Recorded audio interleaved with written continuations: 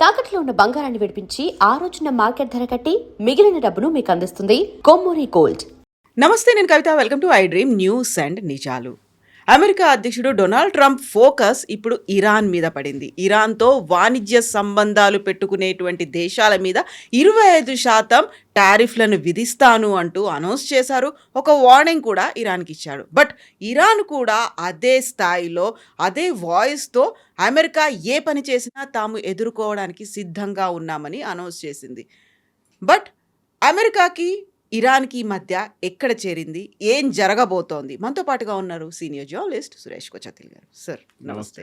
So Venezuela అయిపోయింది, next Iran టర్నేనా? Correct.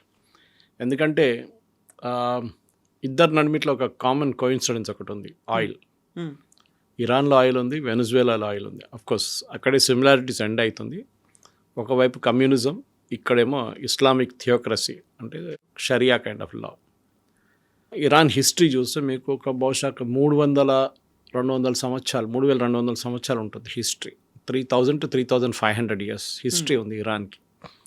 దాంట్లో 2500 సంవత్సరాలు అక్కడ పరిపాలించింది ఈ పెహెల్వీ ఫ్యామిలీ, 2500 ఇయర్స్. దాంట్లో last shah of Iran Pahlavi, Reza పెహెల్వీని ఐ థింక్ ఆగస్ట్ 1979 అయితే ఇయర్ ఉంది, నాకు ఇయర్ మంత్ గుర్తు, ఆగస్ట్ అనుకుంటాను. ఆయన అక్కడి నుంచి తొలగించారు వాళ్ళు కలిసి, ఈ ఖొమేనీ అండ్ గ్యాంగ్. మన తర్వాత మనకు తెలిసింది ఏం జరిగిందో, అమెరికన్ ఎంబసీలో ఉన్న చాలామంది వాళ్ళ ఎంప్లాయీస్ని పట్టుకున్నారు, అక్కడ కిడ్నాప్ చేసి అక్కడే పెట్టుకున్నారు వాళ్ళని. దాని తర్వాత అమెరికాతో బార్గెన్ చేసి జిమ్మీ కార్టర్ అప్పుడు ప్రెసిడెంట్గా ఉన్నప్పుడు పంపించారు.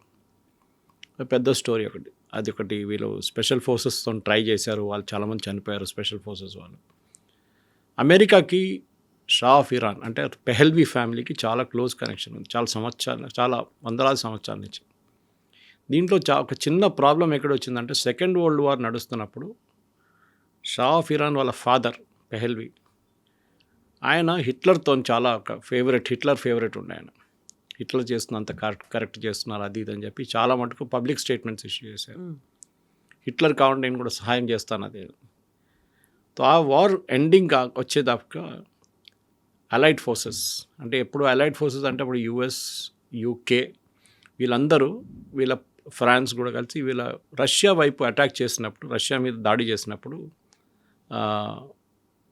జర్మనీ ఆయుధాలు పంపించాల్సి వస్తుంది, మొత్తం తిరిగి వెళ్ళలేరు. సో వాళ్ళు ఏం చేస్తుంటే ఇరాన్ నుంచి రూట్ చేశారు ఈ ఆయుధాలన్నీ, చాలా హెవీ ట్యాంక్స్ అది ఇదన్నీ. ఈయనకు అది నచ్చలేదు మన పెహెల్వీ గారికి, ఆయన దాన్ని కూడా వ్యతిరేకించారు. సో వీళ్ళు దాని తర్వాత వార్ ఎండ్ అయింది, రష్యాలో ఓడిపోయారు జర్మన్స్. దాని తర్వాత కంప్లీట్గా ఓడిపోయారు వాళ్ళు. ఆ యుద్ధం కాగానే ఈ సీనియర్ పెహెల్వీ గారిని రిజైన్ చేయించారు అమెరికా అండ్ యూకే కలిసి, అలైడ్ ఫోర్సెస్. ఆయన్ని పంపించేసారు కంట్రీ నుంచి, బయటకు పంపించారు. ఈజిప్ట్ ఎక్కడ వెళ్ళారు ఆయన, గుట్లేదు నాకు ఎక్కడికి వెళ్ళారు.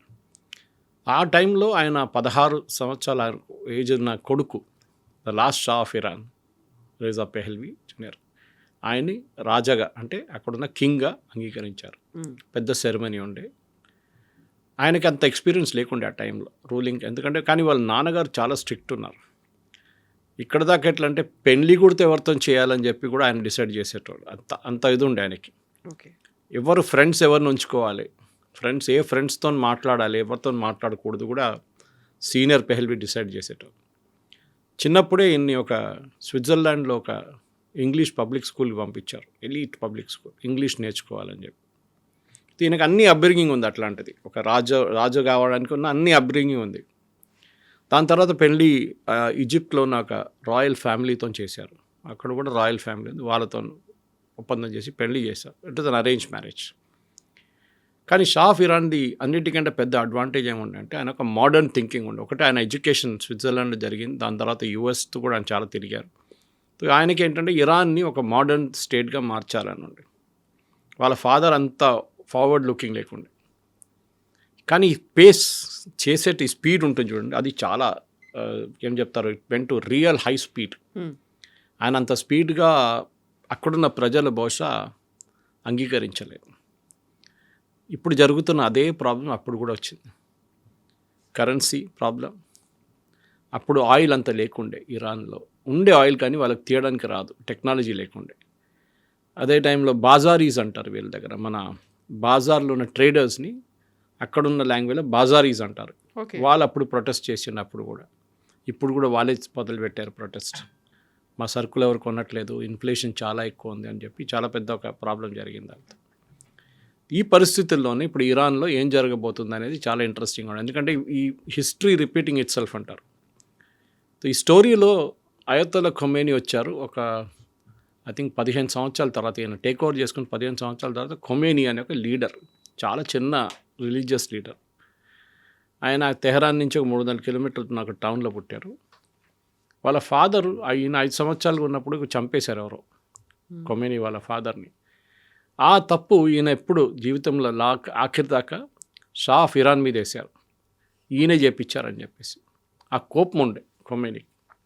దాని తర్వాత ఆయన రిలీజియస్ టీచింగ్లో వెళ్ళిపోయాడు. ఈయనేమో ఇరాన్ని మోడర్నైజ్ చేయడానికి జర్మనీకి వెళ్ళి న్యూక్లియర్ రియాక్టర్స్ సైన్ చేశారు, యుఎస్ నుంచి ఆయుధాలు తెచ్చుకున్నారు, జర్మనీ నుంచి షిప్స్ తెచ్చుకున్నారు, చాలా సైన్ చేశారు, సంతకాల మీద సంతకాలు చేసుకుంటే. అప్పుడు దాకా ఆయిల్ కూడా కనిపెట్టారు. ఆయిల్లో యుఎస్ కంపెనీస్, ఇప్పుడు వెనిజువేలా స్టోరీ ప్యారలల్ ఎక్కడ వస్తుంది మీకు, అక్కడ కూడా యుఎస్ కంపెనీస్ వచ్చి పెట్టుబడి పెట్టి ఆయిల్ బయటికి తీశారు. దాంట్లో రాయల్టీ ఇరాన్కి ఇచ్చారు. Over night Iran started becoming rich అనమాట. ఇది అన్నీ చూసుకుంటూ వస్తున్నప్పుడు అక్కడున్న ప్రజలకి ఈ షా ఆఫ్ ఇరాన్ మీద అంత కోపం ఆ టైంలో లేకుండే. కానీ కొన్ని సంవత్సరాల తర్వాత అది మొదలైంది. ఎందుకంటే ఆ టైంలో షా ఆఫ్ ఇరాన్కి భయం ఉన్న రెండే పార్టీలు, ఖొమేనీ కాదు, రెండే పార్టీలు. ఒకటి communist party affiliated to Russia, ఇంకోటి సోషలిస్ట్ కమ్యూనిస్ట్ పార్టీ అని చెప్పి అక్కడ లోకల్ ఒక యూనిట్ ఉంది వాళ్ళది. వీళ్ళిద్దరు ఎక్కువ గొడవ చేస్తుంటే, మాకు డెమోక్రసీ కావాలి, మాకు మొనార్కీ వద్దు, అది ఇది అని చెప్పి ప్రొటెస్ట్ డెమాన్స్ట్రేషన్ అన్నీ నడుస్తుంది. రష్యాకు కూడా ఒక సెల్ఫిష్ ఇంట్రెస్ట్ ఉండే ఇరాన్ని టేక్ ఓవర్ చేయడానికి. టేక్ ఓవర్ చేయకుండా అట్లీస్ట్ ఒక ఫేవరబుల్గా ఉన్న ఒక రెజీమ్ని అక్కడ పెట్టుకుంటే బాగుంటుందని వాళ్ళ రష్యా ఒక, ఆ టైంలో యుఎస్ఎస్ఆర్ ఉండే, మనకు గుర్తుంది, ఇట్ వాజ్ నాట్ రష్యా. ఇదన్నీ నడుస్తున్నప్పుడు ఖొమేనీ సడన్గా ఈ రిలీజియస్ టీచింగ్స్తో సార్ ఆయన కూడా కొన్ని రాయడం మొదలుపెట్టాడు, ప్రొటెస్ట్. ఆయన అక్కడి నుంచి ఇరాక్కి తగిలించేశారు, షా ఆఫ్ ఇరాన్ బ్యానిష్ చేసేసారు, డిపోర్ట్ చేసేసారు ఇరాక్లో ఒక ఫేమస్ టౌన్ ఉంది, కోమ్ అనుకుంటా, Qom, yes, it is a very important Shiite place వాళ్ళ కోసం, షియైట్స్కి. అక్కడ అక్కడ ఆయన వెళ్ళి మళ్ళీ ఇదే రిలీజియస్ టీచింగ్స్ మొదలుపెట్టారు. ఆయనకు ఒక 20-30 స్టూడెంట్స్ ఉండే, వాళ్ళని డైలీ అడ్రస్ చేయడము. ఆయన ఇంటికి వెళ్తాడు, మస్జిద్కి వస్తారు, మళ్ళీ మద్రసాకి వెళ్తారు, మళ్ళీ రిటర్న్. ఆయన లైఫ్ ఒక స్టాండర్డ్ అయిపోయింది అనమాట. కొన్ని సంవత్సరాల తర్వాత ఇరాన్లో మళ్ళీ గొడవలన్నీ మొదలైనాయి షా ఆఫ్ ఇరాన్ వ్యతిరేకంగా. అక్కడున్న ప్రజలు మేము తట్టుకోలేకపోతున్నాం, చాలా రేట్లన్నీ ఎక్కువైనాయి, అది ఇది అని చెప్పి గొడవ చేయడం మొదలుపెట్టారు. This is somewhere around I think 65-70 నుంచి మొదలైంది ఈ ప్రాబ్లం. దాని తర్వాత రెగ్యులర్గా ప్రొటెస్ట్ డెమాన్స్ట్రేషన్స్ అది ఇది మొదలైనప్పుడు అక్కడున్న ఆర్మీ కాల్పులు జరిపారు, చాలామంది చనిపోయారు. దాంట్లో రెగ్యులర్గా నడుస్తుండే. And mostly they were all communist చేసిందంత, కమ్యూనిస్ట్ వాళ్ళ మీద ఫైరింగ్ చేశారు. ఒకటో రెండోసారి రిలీజియస్ వాళ్ళ మీద కూడా ఫైరింగ్ జరిగింది. కానీ అన్నిటికంటే పెద్ద డెమాన్స్ట్రేషన్ ఎప్పుడు జరిగిందంటే అయతొల్లా ఖొమేనీ వ్యతిరేకంగా అక్కడున్న ఒక లీడింగ్ న్యూస్ పేపర్లో ఇరాన్లో, తెహరాన్లో ఒక ఆర్టికల్ వచ్చింది. న్యాచురల్లీ అక్కడున్న రూలింగ్ పార్టీ అంటే షా ఆఫ్ ఇరాన్ అప్రూవల్ లేకుండా ఆర్టికల్ రాదు అది. దాంట్లో ఈయన ఆ పని చేస్తున్నాడు, ఈయన రెవల్యూషన్ తీసుకొస్తున్నాడు, ఈయన షరియా లా తీసుకురాబోతున్నారు, మనుషుల్ని ఉరి తీసేస్తారు రోడ్డు మీద అని చెప్పి చాలా మటుకు పెద్ద ఆర్టికల్. దాని వ్యతిరేకంగా ఒక ప్రొటెస్ట్ డెమాన్స్ట్రేషన్ జరిగింది. దాని మీద కూడా కాల్పులు జరిపారు అక్కడున్న ఇరానియన్ పోలీస్. దాంతో ఇంకా ప్రొటెస్ట్ ఎక్కువైంది. లాస్ట్లో ఖొమేనీ ఆ టైంకి ఫ్రాన్స్కి షిఫ్ట్ చేశారు వీళ్ళు, కోమ్ నుంచి. ఫ్రాన్స్లో వీళ్ళేమనుకున్నారంటే ఫ్రాన్స్లో వెళ్ళి కూర్చుంటే అక్కడున్న గవర్నమెంట్ ఈయన మాటలు అసలు they will take it in wrong sense, ఈయన మళ్ళీ అక్కడ జైలు వేసేస్తారు అనుకున్నారు. కానీ అట్లాంటి చాలా ఏం చెప్తారు రాడికల్గా మాట్లాడుకుంటే ఖొమేనీ, ఇస్లామిక్ లా, షరియా లా, చేతులు కోసేయాలి, దొంగతనం చేసి అట్లాంటిది. So these people thought Iranian అనుకున్నారు ఆయన జైలు వేసేస్తారు ఫ్రాన్స్లో. కానీ అది కాలేదు, ఉల్టా అయింది. ఆయన సపోర్టర్స్ ఎక్కడెక్కడ ఉన్నారు లోకంలో అందరూ ఫ్రాన్స్కి వచ్చేసారు. అండ్ ఫ్రాన్స్లో it was a very small town, నా పేరు మర్చిపోయాను నేను, ఒక షాలేలో ఉండే అక్కడ వచ్చి అక్కడ మళ్ళీ పెద్ద ఒక ఇన్స్టిట్యూషన్గా మారిపోయింది ఖొమేనీ వాళ్ళ రిలీజియస్ టీచింగ్. అదే టైంలో ఇంకా ఇక్కడ ప్రొటెస్ట్ ఎక్కువైనాయి. షా ఆఫ్ ఇరాన్ కొన్ని రోజులు పారిపోయాడు ఇరాన్ నుంచి. ఐ థింక్ ఆల్మోస్ట్ 2 నెలలు కనిపించకుండా పోయాడు అక్కడ. తర్వాత తిరిగి వచ్చారు, కానీ by the time he started suffering from cancer. So అదే టైంలో ఖొమేనీని రాత్రికి రాత్రి ప్రొటెస్ట్ అన్నీ చాలా ఎక్కువైనప్పుడు రాత్రికి రాత్రి ఫ్రెంచ్ గవర్నమెంటో లేకుంటే బెల్జియం గవర్నమెంట్, డౌట్ ఉంది ఇప్పుడు కూడా ఎవరు చేయించారు, ఈవెన్ యూఎస్ ఉండొచ్చు అని చెప్తున్నారు, తీసుకొచ్చి తెహరాన్లో ల్యాండ్ చేయించారు. ఆ ప్లేన్ ల్యాండ్ అయ్యే ముందు ఇరానియన్ ఫోర్సెస్ ఏమనుకున్నారంటే ఆ ప్లేన్ షూట్ చేసి పడేద్దాం, Khomeini once for all problem finish అయిపోతుంది. కానీ అక్కడున్న ఇరానియన్ గార్డ్స్ ఏమో అది అంగీకరించలేదు. So they change sides, shah of Iran వైపు నుంచి అటువైపు వెళ్ళిపోయారు. ఈయనేమో షా ఆఫ్ ఇరాన్ ఇప్పుడు కూడా పాత లైఫ్ స్టైల్లో ఉన్నారు, క్యాన్సర్ ఉంది, కానీ ఆయన అంగీకరించట్లేదు దిగడానికి, that he will step down అనేది. లాస్ట్ చేయాల్సి వచ్చింది, పారిపోయారు, ఈజిప్ట్కి వెళ్ళిపోయారు. Okay okay, there is treatment continued and I think 10 సంవత్సరాల తర్వాత he passed away due to cancer. ఇక్కడ ఖొమేనీ కూడా అంతే, ఆయన కూడా మొత్తం థియోక్రటిక్ స్టేట్ తీసుకొచ్చారు, షరియా లా తీసుకొచ్చారు. షా ఆఫ్ ఇరాన్ ఉన్నప్పుడు పాత ఫోటోలు మీరు చూసుంటారు, తెహరాన్ యూనివర్సిటీ అంతా అమ్మాయిలు మినిస్కర్ట్స్ ఎలా ఉండేవాళ్ళు అని, they used to have that ఒక ఫ్రీడమ్ అనేది ఉండేది. ఆ తర్వాత బుర్కాలు వచ్చేసాయి. మినీ స్కర్ట్స్లో తిరుగుతున్న అమ్మాయిలు సడన్గా ఇప్పుడు బుర్కాలు వేసుకోవాల్సి వచ్చింది, ఆ పరిస్థితికి వచ్చేసారు. ఇప్పుడు ఎప్పుడు చెప్తారు life comes a full circle అంటారు, తిరిగి అదే స్టేట్కి వస్తున్నారు. ఇరానియన్స్ అంటారు మాకు ఇది వద్దు, ఈ బుర్కాలు వద్దు, ఈ హిజాబ్లు వద్దు, ఏమొద్దు, we don't want this religion based thing, మాకు మళ్ళీ పెహల్వీని తీసుకురండి అంటే రాయల్ ఫ్యామిలీని తీసుకురండి. ఇప్పుడు అక్కడ వచ్చి ఆగినాం. ఈ మధ్య కాలంలో కూడా అమ్మాయిల్ని చంపేశారు కదా, వాళ్ళ హెడ్ కనిపించేట్టు వాళ్ళ జుట్టు కనిపించేట్టు కూడా వాళ్ళు ఎక్స్పోజ్ చేస్తారు. కేవలం హెడ్ జుట్టు కనిపించేట్టు ఎక్స్పోజ్ చేస్తున్నారు అని చంపేసినటువంటి ఇన్సిడెంట్స్ కరెక్ట్ ఉంది. అది మనం చూసే హిజాబ్ తీసి పడేసిన దానికి ఒక అమ్మాయిని తీసుకెళ్ళి కొట్టి ఆమె తల మీద కొట్టి ఆమెని మొత్తం చంపేశారు, వాళ్ళు చాలా దారుణంగా చంపారు. ఇప్పుడు యుఎస్ ప్రాబ్లం ఎక్కడ వచ్చిందంటే యుఎస్కి ఇరానియన్ ఆయిల్ మీద కన్నుంది. ఇరాన్ రెజీమ్ మార్చొచ్చు కావాలంటే ఎవరు వస్తారు అనేది పెద్ద ప్రశ్న. ఎందుకంటే అక్కడ ఒక గవర్నమెంట్ లేదు, ఒక పొలిటికల్ పార్టీ లేదు. సో ఎప్పుడైనా ఒక రెవల్యూషన్ జరగాలంటే 4-5 మెయిన్ ఫ్యాక్టర్స్ ఉంటుంది. దాంట్లో ఫస్ట్ ఫ్యాక్టర్ ఒక ఫిజికల్ క్రైసిస్ ఉండాలి, అంటే ఒక రెవెన్యూ క్రైసిస్, ఒక ఏం చెప్తారు ఆర్థిక స్థితి మనం మొత్తం ధ్వంసం అయిపోయి ఆ స్టేట్లో ఉండాలి. ఇరాన్ ఆ స్టేట్లో ఉన్నారు ఇప్పుడు. ఇది ఎందుకు జరిగిందంటే మన అందరికి తెలిసిందే, యుఎస్ శాంక్షన్స్ పెట్టారు. ఈ ఇరానియన్ రెజీమ్ ఎస్పెషల్లీ ఖొమేనీ వచ్చిన తర్వాత న్యూక్లియర్ అంబిషన్స్ మీద చాలా, ఇప్పుడు ఎంత 49 సంవత్సరాలు అవుతుంది అనుకుంటా వాళ్ళు వచ్చి, ఈ రెజీమ్ వచ్చి వాళ్ళు న్యూక్లియర్ ఫెసిలిటీస్ మీద కొన్ని కనిపెట్టారు వాళ్ళు. దానికి చాలా మటుకు ఫ్రాన్స్ నుంచి జర్మనీ నుంచి స్మగిల్ తీసుకొచ్చిన పార్ట్స్ తీసుకొచ్చి పాకిస్తాన్లో ఉన్న ఏక్యూ ఖాన్తో కొన్ని ఇల్లీగల్ డీల్స్ చేసుకొని వీళ్ళు ఒక న్యూక్లియర్ పవర్ ప్లాంట్ పని మొదలుపెట్టారు. కానీ ఇజ్రాయెల్కి నచ్చలేదు అది.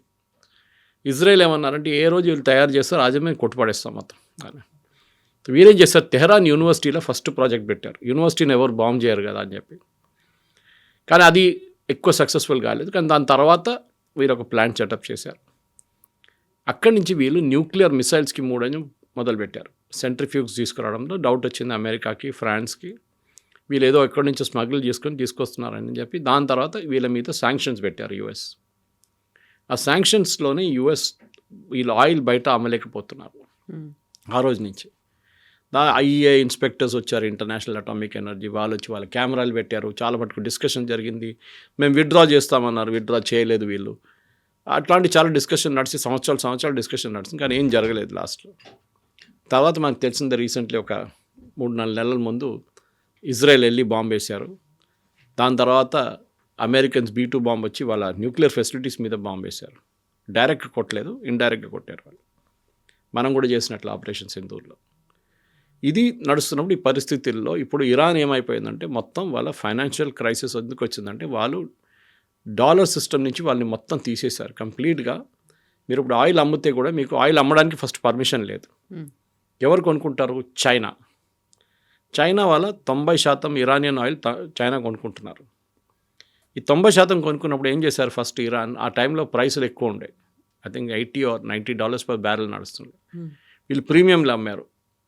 కావాలంటే తీసుకోండి, మేము మీకు $70 ఇస్తాం, $80 ఇస్తాం చెప్పి ప్రీమియంలు అమ్మారు. యాక్చువల్లీ $40 ఉండే ప్రైస్, డిస్కవరీ ప్రైస్ అంటారు దాన్ని. అంటే మీరు దాన్ని తవ్వి తీసి బయటకు తీయడానికి కాస్ట్ అన్నమాట. ఇట్లాంటి పరిస్థితుల్లో చైనా ఇప్పుడు ఏం చేస్తున్నారంటే, ఇప్పుడు ఈ క్రైసిస్ మొదలైనప్పటి నుంచి చైనా ఇప్పుడు డిస్కౌంట్ అడుగుతున్నారు ఇరాన్ దగ్గర. మాకు డిస్కౌంట్లు ఇవ్వండి. యుఎస్ ఏమో చైనా మీద ఏమో యాక్షన్ తీసుకోలేకపోతున్నారు, మనం మీద చేశారు. మనం ఫస్ట్ ఇరాన్తో డీల్ చేసినప్పుడు మనం రూపీస్లో పే చేసాం వాళ్ళని. దాని తర్వాత వాళ్ళకి బాటర్ సిస్టంలో మనం రైస్ సప్లై చేసాం, బియ్యం సప్లై చేసాం. వాళ్ళకి అది తక్కువ పడితే అది కూడా ఇచ్చాం మనం ఇక్కడ. ఇప్పుడు అక్కడ పరిస్థితి ఏంటంటే వాళ్ళ దగ్గర వాళ్ళ మొత్తం ఇరానియన్ కరెన్సీ వర్త్లెస్ అయిపోయింది రియాల్. మీకు ఒక బ్రెడ్ కొనాలంటే మీరు ఒక చిన్న బండి తీసుకెళ్లాల్సింది, అంత కరెన్సీ నోట్ తీసుకెళ్తే ఒక చిన్న బ్రెడ్ వస్తుంది మీకు. ఆ దారుణ పరిస్థితికి వచ్చేసారు వాళ్ళు. సెకండ్, నీళ్ళు లేదు వాళ్ళ వాటర్ క్రైసిస్కి, ఎందుకంటే వాళ్ళకి ప్యూరిఫికేషన్ చేయలేకపోతున్నారు, వాళ్ళ ప్లాంట్స్ పనిచేయట్లేదు, పాత ఎక్విప్మెంట్ అన్నీ బ్రేక్ డౌన్ అవుతుంది, నీళ్లు దొరకట్లేదు వాళ్ళకి. మూడోది బజారీస్, నేను చెప్పాను చూడండి, వాళ్ళు ప్రొటెస్ట్ చేయడం మొదలుపెట్టారు. ట్రేడర్స్ వాళ్ళు ఏమంటారు, మా సరుకులు ఎవరు కొనట్లేదు, inflation is ruling at more than 100%, ఎవరు కొంటారు, ఎవరు కొనట్లేదు, కరెన్సీ కూడా వర్త్లెస్ అయిపోయింది. ఈ ప్రొటెస్ట్ వీళ్ళందరూ కలిసి చేసినప్పుడు ఇప్పుడు స్టూడెంట్స్ కూడా దిగారు దాంట్లో చాలా మటుకు. ఇది ఎక్కడికి వెళ్తుందో మనం చెప్పలేము, ఎందుకంటే ఆల్రెడీ రూమర్స్ ఏంటంటే 500 మందిని కాల్చి చంపారని చెప్తున్నారు ప్రొటెస్ట్లో. శాటిలైట్ కనెక్టివిటీ మొత్తం కట్ చేసేసారు వీళ్ళు. ఈవెన్ స్టార్లింగ్తో ఉన్న ఇంటర్నెట్ ఫెసిలిటీ కూడా కట్ చేసేసారు. అక్కడి నుంచి ఒకటో రెండో వీడియోలు బయటకు వస్తున్నాయి, కానీ అక్కడ ఏం జరుగుతుంది ఎవరికి తెలియదు. ఇప్పుడు అమెరికా అదే టైంలో ఏమంటున్నారు, లాక్డ్ అండ్ రెడీ, మేము ఇంకా మీరు ఫైర్ చేస్తే మీ ప్రజల మీద మేము మీద చర్యలు తీసుకుంటాం మేము. కానీ చెప్పడానికి చాలా ఈజీ, ఎవరి మీద చర్యలు తీసుకుంటారు. అక్కడ అన్నిటికంటే పవర్ఫుల్ ఉన్నది ఇరానియన్ గార్డ్ ఒకటి ఉంది వాళ్ళది, రెవల్యూషనరీ గార్డ్స్ అంటారు వాళ్ళని, ఐఆర్సి. వాళ్ళందరికన్నా పవర్ఫుల్ ఒక మాఫియా. వాళ్ళు 150,000 మంది ఉన్నారు. వీళ్ళ రెగ్యులర్ ఆర్మీ అంత పవర్ఫుల్ కాదు, వీళ్ళు ఐజీఆర్సీ ఈజ్ వెరీ పవర్ఫుల్. వాళ్ళని ఒక స్ప్లిట్ చేయడానికి అమెరికా ట్రై చేస్తున్నారు. వాళ్ళ గ్రూప్స్ని అట్లీస్ట్ 25%, 25-30% మంది అమెరికా వైపు వచ్చేస్తే అక్కడున్న రెజ్యూమ్ పడిపోతుంది. 2-3 రోజులు పడిపోతున్నారు. కానీ చేస్తారో లేదో మనం చూడాల్సి, ఎందుకంటే దాంట్లో చాలామంది పాత ఖొమేనీ సిస్టమ్ నుంచి వచ్చిన వాళ్ళు, కొత్త ఖమేనీ సిస్టంలో కూడా పనిచేస్తున్నారు వాళ్ళు. వాళ్ళకి అక్కడున్న ఏ చట్టాలు వాళ్ళకి ఇట్స్ నాట్ అప్లికబుల్ వాళ్ళ మీద. వాళ్ళు ఏం కావాలంటే చేసుకుంటారు, ఒక మాఫియా లాగా. వాళ్ళని ఇప్పుడు స్ప్లిట్ చేయడానికి ట్రై చేస్తున్నారు. వాళ్ళని దొరికితే వాళ్ళ గ్రూప్లో ఒక 10-15-20% మంది ఇటువైపు వచ్చేస్తే 2 రోజులు ఇరానియన్ గవర్నమెంట్ పడిపోతుంది. ఇది ఇప్పుడున్న పరిస్థితి. ఇదే కండిషన్లో ఒక ట్రేడ్ డీల్ ఎవరైతే కుదుర్చుకుంటారో వాళ్ళ మీద 25% టారిఫ్ అనేది పెట్టింది. బట్ అదే ఇరాన్ రష్యాకు కూడా కావలసినటువంటి ఆయుధాలని సరఫరా చేస్తుంది. ఆల్మోస్ట్ 20,000 crores ఆయుధాలని పంపించింది అనేది. రష్యా ఎందుకు డేర్ చేసింది, ఇరాన్ ఎందుకో భయపడట్లేదు అసలు? ఇరాన్ ఏం చేశారంటే, ఇప్పుడు కాదు, కొన్ని 10-15 సంవత్సరాల ముందు వాళ్ళు మిసైల్స్ తయారు చేయడంలో మొదలుపెట్టారు. కొంచెం టెక్నాలజీ వాళ్ళు పాకిస్తాన్ వైపు నుంచి తెచ్చుకున్నారు, చాలా మటుకు టెక్నాలజీ నార్త్ కొరియా దగ్గర నుంచి తెచ్చుకున్నారు. అప్పుడు నార్త్ కొరియా దగ్గర ఇప్పుడు కూడా మిసైల్ టెక్నాలజీ ఉంది వాళ్ళ దగ్గర. అది కాకుండా లోకల్గా కూడా వాళ్ళు డెవలప్ చేయడం మొదలుపెట్టారు. మీకు పేరు గుర్తుంటుంది దీంట్లో, సులేమానీ అని చెప్పి. He was one of the chief of Iran's project. ఆయన ఒకరోజు అమెరికా వాళ్ళు చంపేశారు. రోడ్ మీద కాన్వాయ్లు వెళ్తున్నప్పుడు కరెక్ట్ ఆయన కార్ మీద కొట్టారు, ఆయన చనిపోయారు. వాళ్ళ మిసైల్ ప్రోగ్రామే వాళ్ళకి మెయిన్గా అడ్వాంటేజ్గా వచ్చింది. పనికి ఎట్లా వచ్చిందంటే, ఫస్ట్ వాళ్ళు హమాస్కి సప్లై చేయడం మొదలుపెట్టారు. హమాస్కి లో ఎండ్ వెపన్స్, అంటే అక్కడి నుంచి ఇజ్రాయెల్కి ఫైర్ చేయాల్సిన కెపాసిటీ 100 కిలోమీటర్ కన్నా తక్కువ. హెజ్బుల్లాకి చాలా లాంగ్ రేంజ్ మిసైల్స్ ఇచ్చారు, 400, 300, 200 కిలోమీటర్ ఫైర్ చేసే మిసైల్స్ ఇచ్చారు హెజ్బుల్లాకి. ఇటు యమనీస్ హూతీస్కి 2,000-3,000 కిలోమీటర్కు ఉన్న మిసైల్స్ ఇచ్చారు వాళ్ళు. ఇరాన్ ఇన్ఫ్లుయెన్స్ ఒక 10 సంవత్సరాల నుంచి ఈ 5 రాష్ట్రాల నుంచి వస్తుండే. Lebanon, Syria, Assad regime was dependent on them. మన హమాస్, యెమెన్ అండ్ ఇరాక్. ఇరాక్లో part of Iraq was under Iranian control. ఈ 5 రాష్ట్రాల నుంచి వీళ్ళకి మెయిన్గా సపోర్ట్ వస్తుండే. దాంట్లో ఫస్ట్ ఇజ్రాయెల్ ఏం చేశారు, ఇస్మాయిల్ హనియాని ఫినిష్ చేసేసారు. అది కూడా తెహరాన్లో. వాళ్ళ ఇరానియన్ ప్రెసిడెంట్ చనిపోయినప్పుడు ఆయన ఫ్యూనరల్కి వచ్చారు. ఆ చనిపోయిందే పెద్ద ఒక మిస్టరీ, ఎట్లా జరిగిందని, అది హెలికాప్టర్ క్రాష్. హమాస్ని ఇజ్రాయెల్ ఫినిష్ చేసేసారు ఆల్మోస్ట్. లెబనన్లో నసరుల్లాతో పాటు అందరినీ ఫినిష్ చేసేసారు అక్కడ. ఇక్కడ యమన్ మీద బాంబులు వాళ్ళు యుఎస్ అందరు కలిసి వేస్తున్నారు, ఈవెన్ సౌదీ అరేబియా ఆల్సో. ఇట్లాంటి పరిస్థితుల్లో ఇరాన్ ఐసోలేట్ అయిపోయారు, ఎవరు లేరు వాళ్ళకి ఇప్పుడు సపోర్ట్. లేకుంటే వాళ్ళు ఏం చేస్తుంటే, వాళ్ళ మీద దాడి జరిగినప్పుడు వీళ్ళతో దాడి చేపిస్తుండే. Death to America, death to Israel అని చెప్పి వీళ్ళది ఒక స్లోగన్ ఉండే. ఇప్పుడు వాళ్ళేమంటున్నారు, అక్కడున్న ప్రజలు ఇప్పుడు లేటెస్ట్ స్లోగన్స్ వింటే, forget Gaza, forget Lebanon, take care of us, అంటే మమ్మల్ని కాపాడండి, గాజాని మర్చిపోండి, లెబనన్ని మర్చిపోండి. ఆ పరిస్థితికి వచ్చేసారు అక్కడ.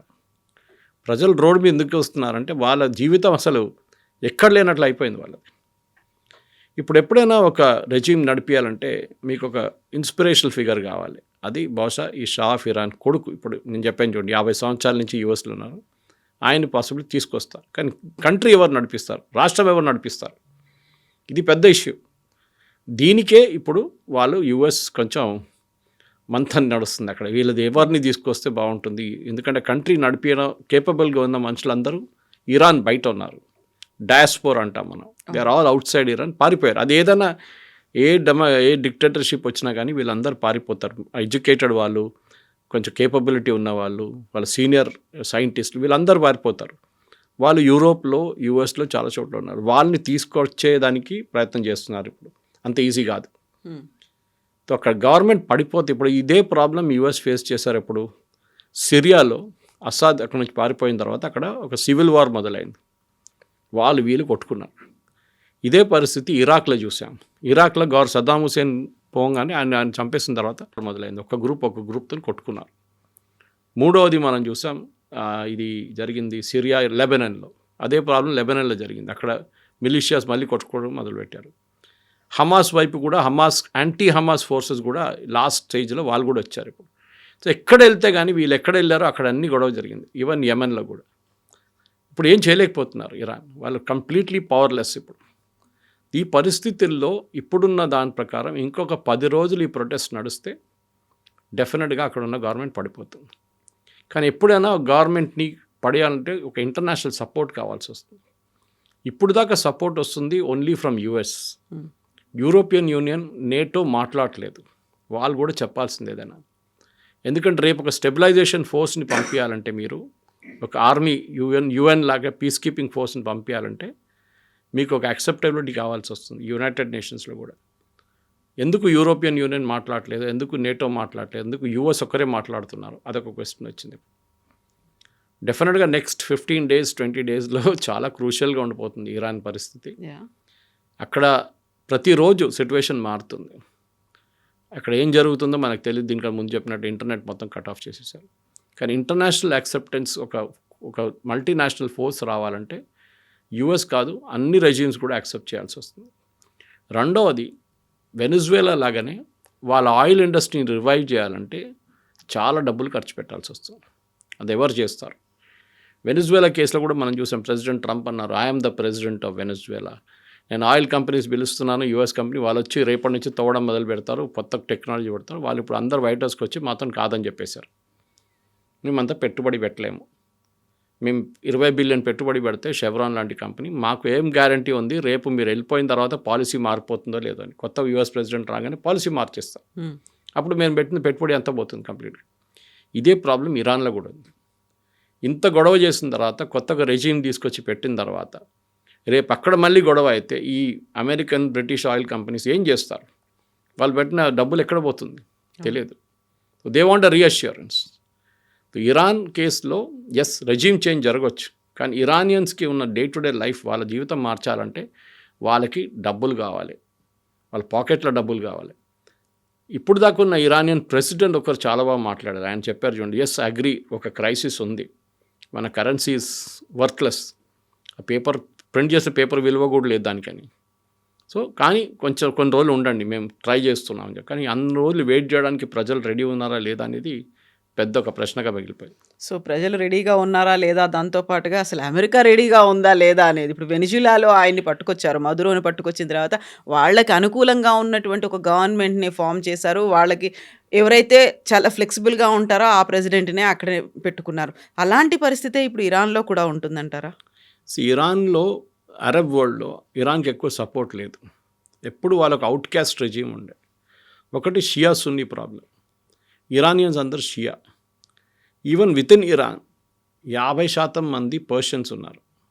మిగతా ట్రైబ్స్ ఉన్నారు అక్కడ చాలా మటుకు. కర్డ్స్ ఉన్నారు. అది కాకుండా కొమేనీ ట్రైబ్ కూడా ఒకటి ఉంది, ఆయన ఆ ట్రైబ్ నుంచి వస్తారు. ఆయన ఈ was not a Persian by the way. So అట్లాంటి ట్రైబ్స్. ఇప్పుడు భయం ఏంటంటే, ఈ గవర్నమెంట్ పడింది అనుకోండి, నెక్స్ట్ డే నుంచి అక్కడ వీళ్ళందరూ కలిసి కొట్టుకుంటారు, ఇరాక్ లాగా.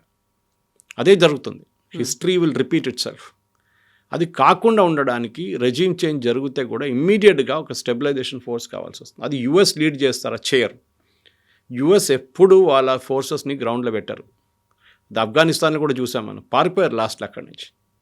The US will never put it forces on the ground. వాళ్ళు యూరోపియన్ యూనియనో లేకుంటే ఆఫ్రికా నుంచో లేకుంటే ఈవెన్ భారతదేశం నుంచి ఫోర్స్ తీసుకొచ్చి అక్కడ పెడతారు. వాళ్ళు మేనేజ్ చేయాల్సి వస్తుంది. ట్రాఫిక్ లైట్ నుంచి మీరు regular monitoring of law and order అన్నీ ఈ కొత్త ఫోర్స్ చేయాల్సి వస్తుంది. అక్కడ ఎవరు పనిచేయరు. ఇప్పుడు వాళ్ళకి జీతాలు లేవు, నెల నుంచి జీతాలు రావట్లేదు వాళ్ళకి, గవర్నమెంట్ సర్వెంట్స్కి డబ్బులు లేదు గవర్నమెంట్ దగ్గర. ఈ దారుణ పరిస్థితుల్లో ఎవరు పనిచేస్తారు, ఎవరు మార్పులు తీసుకొస్తారు? షా ఆఫ్ ఇరాన్ని కొట్టి పంపించేశారు 79లో, కానీ దాని తర్వాత స్టెబిలిటీ ఇరాన్కి ఎప్పుడు రాలేదు. ఖొమైనీ ఫస్ట్ 5 సంవత్సరాలు నడిపించిన దాంట్లో చాలా ఓపిక ఉండే అక్కడ ప్రజలకి, మార్పులు వస్తుంది మా జీవితంలో అది అని చెప్పి. కొన్ని రోజులు బాగానే నడిచింది, కానీ దాని తర్వాత ఒకసారి న్యూక్లియర్ అంబిషన్ వచ్చిన తర్వాత వాళ్ళ మొత్తం జీవితమే ధ్వంసం అయిపోయింది. నా అంచనా ప్రకారం ఈ న్యూక్లియర్ ప్రాజెక్ట్ మీద వీళ్ళు పెట్టిన డబ్బులు అప్రాక్సిమేట్లీ $1.73 ట్రిలియన్. $1.73 ట్రిలియన్. అది ఆ పెట్టుబడి మొత్తం వేస్ట్ అయిపోయింది కంప్లీట్గా. ఇంకోటి ఏంటంటే ఆ న్యూక్లియర్ ఫెసిలిటీ మీద కూడా దాడులు చాలా జరిగింది, మనం చెప్పాను చూడండి దీనికన్నా ముందు. అది కాకుండా ఇజ్రాయెల్ వాళ్ళు వీళ్ళ మొత్తం సీడీలు ఎత్తుకెళ్ళిపోయారు ఒక మొసాడ్ ఆపరేషన్లో. అంటే వీళ్ళు ఆ టైంలో సీడీ మీద ప్రోగ్రామ్ రాస్తుండే, ఆ ప్రోగ్రామ్తోనే ఈ న్యూక్లియర్ ప్లాంట్స్ అంతా నడుస్తుండే. ఆ సీడీలు అన్నీ పట్టుకెళ్ళిపోయారు ఇజ్రాయెల్ వాళ్ళు ఒకటి వచ్చి మొసాడ్ ఆపరేషన్. ఇటువైపు వీళ్ళకి కావాల్సిన యురేనియం వీళ్ళకి దొరకట్లేదు ఇప్పుడు. ఆ దానిల మీద కూడా వీళ్ళు కంప్లీట్గా బ్యాన్ పెట్టేశారు యూఎస్తో. రీసైకిల్ చేస్తున్నారు. ఆ ప్యూరిటీ అచీవ్ చేస్తే ఒకసారి 80% కన్నా ఎక్కువ ప్యూరిటీ అచీవ్ చేస్తే then they will go into weapons grade uranium. ఇప్పుడు ఉన్నది సివిలియన్ యూస్ అంటే న్యూక్లియర్ ప్లాంట్ కోసం, దానికి అంత ప్యూరిటీ ఎక్కర్లేదు. కానీ ఒకసారి మీరు 80% ప్యూరిటీ అచీవ్ చేస్తే uranium, then you are ready for nuclear production. అది Israel and even US and NATO కూడా వాళ్ళు ఎప్పుడు ఒక కొత్త ఇస్లామిక్ రెజీమ్ దగ్గర బాంబు వాళ్ళు అనుమతించారు. Pakistan is the test case. Pakistan nuclear assets ఇప్పుడు కూడా యుఎస్ చేతిలో ఉంది. వాళ్ళు దాన్ని కాపాడుకుంటున్నారు, ఎందుకంటే ఏ రోజు తాలిబాన్ వచ్చి తీసుకెళ్తారో వాళ్ళకి తెలియదు. ఇరాన్ కూడా వాళ్ళకి భయం ఉండే, ఇటువైపు నుంచి ఇరాన్ వచ్చి తీసుకెళ్ళిపోతారని చెప్పేసి. దానికోసం అమెరికా గార్డ్ చేస్తున్నారు. దానికోసం మన ఆపరేషన్ సింధూర్లో బాంబు వేసినప్పుడు కైరానా హిల్స్లో ఫస్ట్ రియాక్ట్ అయింది అప్పుడే వాళ్ళు. పాకిస్తాన్ ఇమ్మీడియట్గా యుఎస్ ఫోన్ చేసి సీజ్ ఫైర్ టాక్స్ ప్రపోజ్ చేశారు, ఎందుకంటే అక్కడ యుఎస్ ఫోర్సెస్ ఉన్నారు అక్కడ. So they know the happenings on the ground అన్నమాట. సో ఇరాన్లో ఉన్న ఈ పరిస్థితుల్లో ఇప్పుడు ఉన్న ఒక అనాలిసిస్ ప్రకారం నెక్స్ట్ 10 రోజులు చాలా క్రూషియల్గా ఉండిపోతుంది. ఈ ఖొమైనీతో చేసిన మార్పులు మళ్ళీ అదే రీవైండ్ అయ్యి 49 సంవత్సరాలు 79లో జరిగింది అది. అంటే ఆల్మోస్ట్ ఒక 45-46 ఇయర్స్ తర్వాత మళ్ళీ అదే సిచ్యువేషన్ తిరిగి వస్తుందో లేదో అని మనం చూడాల్సింది. Yes, sir. Thank you so much. Thank you very much. Thank you. And for more videos, Please subscribe to iDream. Please subscribe to iDream. Please subscribe iDream. And please subscribe to iDream. For more videos, subscribe to iDream. please like, share, and subscribe to the channel. Congratulations, iDream. Subscribe to iDream. Subscribe to iDream. So subscribe to iDream Media. iDream ki iDream team andarki huge congratulations. Please subscribe iDream Media. Please subscribe to iDream. Subscribe iDream. Please subscribe to iDream. iDream అంటే నా కళల ఛానల్ను subscribe చేసుకున్న నోరు తిరుగుతలేదు, మీరైతే గంట గుర్తు కొట్టండి. For more such videos, please subscribe to iDream. Subscribe to iDream. Please subscribe to iDream. Please subscribe iDream Media. Please do subscribe to iDream. Please subscribe to iDream Media. For best entertainment and information, please subscribe iDream. And don't forget to subscribe to iDream.